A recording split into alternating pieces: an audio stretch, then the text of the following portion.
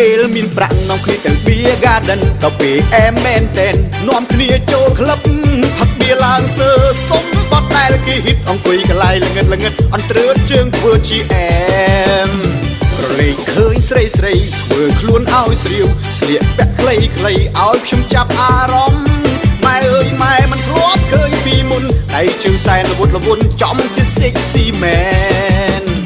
ដល់ពេលផឹកយូរក៏ញ៉ៃបាននាងជាគូខ្ញុំមិនទុកឲ្យជូរនាំចូលក្រៅអូខេសប្បាយមែនព្រោះបាននាងនៅក្បែរលុយទៅបើកប្រាក់ខែចាយឲ្យអស់យប់នេះ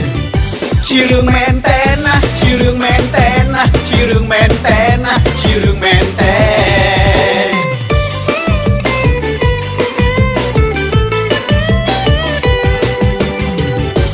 ពេលមានប្រាក់នាំគ្នាទៅបៀ Garden ដល់ពេលអែមមែនតែននាំគ្នាចូលក្លឹបផឹកបៀឡើងសើសុំបត់ដែលគេហ៊ីតអង្គុយកន្លែងល្ងិតអន្ត្រឺតជើងធ្វើជាអែមរលែងឃើញស្រីធ្វើខ្លួនឲ្យស្រាវស្លៀកពាក់ខ្លីៗឲ្យខ្ញុំចាប់អារម្មណ៍ម៉ែអើយម៉ែមិនធ្លាប់ឃើញពីមុនដៃជើងសែនល្វន់ចំជា sexy man ដល់ពេលផឹកយូរក៏ញ៉ៃបាននាងជាគូខ្ញុំមិនទុកឲ្យជូរនាំចូលក្រៅអូខេសប្បាយមែនព្រោះបាននាងនៅក្បែរលុយទៅបើកប្រាក់ខែចាយឲ្យអស់យប់នេះ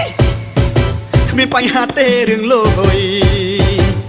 ជារឿងមែនតែនណាជារឿងមែនតែនណាជារឿងមែនតែនណាជារឿងមែនតែន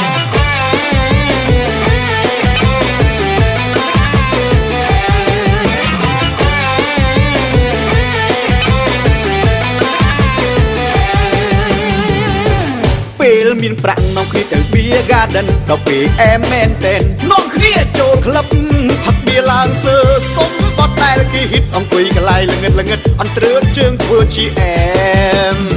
រលែងឃើញស្រីធ្វើខ្លួនឲ្យស្រាវស្លៀកពាក់ខ្លីៗឲ្យខ្ញុំចាប់អារម្មណ៍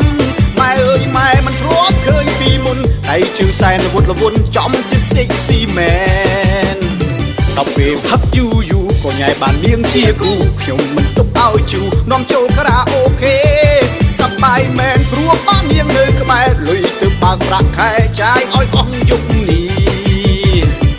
ជារឿងមែនតែនណាជារឿងមែនតែនណាជារឿងមែនតែនណាជារឿងមែនតែនជារឿងមែនតែនណាជារឿងមែន